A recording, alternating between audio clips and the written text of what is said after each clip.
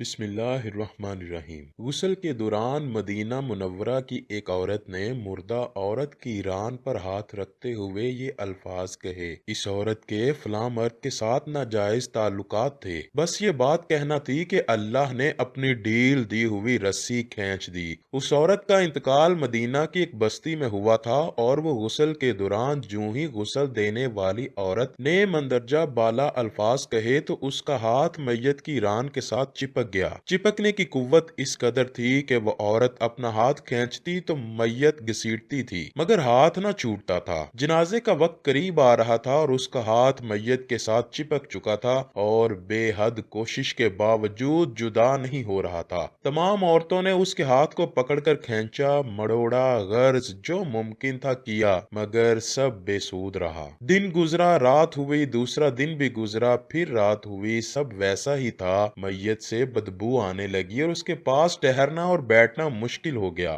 مولوی صاحبان نے، قاری صاحبان نے، تمام اسلامی طبقے سے مشاورت کے بعد طے ہوا کہ غسال عورت کا ہاتھ کاٹ کر جدا کیا جائے اور میت کو اس کے ہاتھ سمیت دفنا دیا جائے، مگر اس فیصلے کو غسال عورت اور اس کے خاندان نے یہ کہہ کر رد کر دیا: ہم اپنے خاندان کی عورت کو معذور نہیں کر سکتے، لہٰذا ہمیں فیصلہ قبول نہیں۔ دوسری صورت یہ بتائی گئی کہ میت کے جسم کا وہ حصہ کاٹ دیا جائے اور ہاتھ کو آزاد کر کے میت دفنا دی جائے، مگر اس بار میت کے خاندان نے اعتراض اٹھایا کہ ہم اپنی میت کی یہ توہین نہیں کرنے دیں گے۔ حضرت امام مالک رحمۃ اللہ علیہ اس وقت مدینہ طیبہ میں ہی موجود تھے۔ بات امام مالک رحمۃ اللہ علیہ تک پہنچائی گئی کہ اس کیس کا فیصلہ کریں۔ امام مالک اس گھر پہنچے اور صورتحال بانپ کر غسال عورت سے سوال کیا: اے عورت، کیا تم نے غسل کے دوران اس میت کے بارے میں کوئی بات کہی؟ غسال عورت نے سارا قصہ حضرت امام مالک کو سنایا اور بتایا کہ اس نے غسل کے دوران باقی عورتوں سے کہا تھا کہ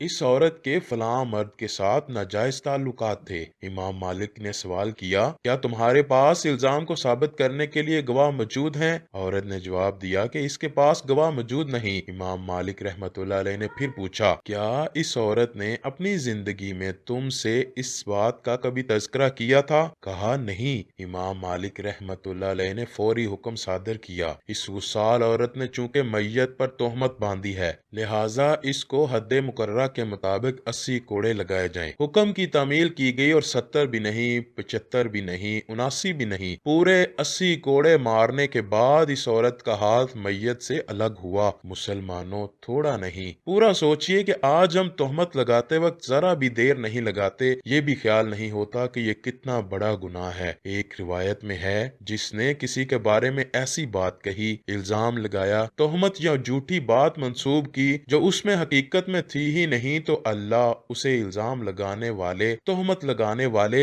جھوٹی بات منسوب کرنے والے کو دوزخ کی پیپ میں ڈالے گا۔ وہ آخرت میں اسی کا مستحق رہے گا، یہاں تک کہ اگر وہ اپنی اس حرکت سے دنیا میں باز آ جائے، رک جائے، توبہ کر لے تو پھر ہی نجات ممکن ہے۔ دوستو، اللہ تعالیٰ سے دعا ہے کہ وہ ہمیں بہتان باندھنے اور جھوٹ بولنے سے بچائے اور سچ بولنے کی توفیق عطا فرمائے۔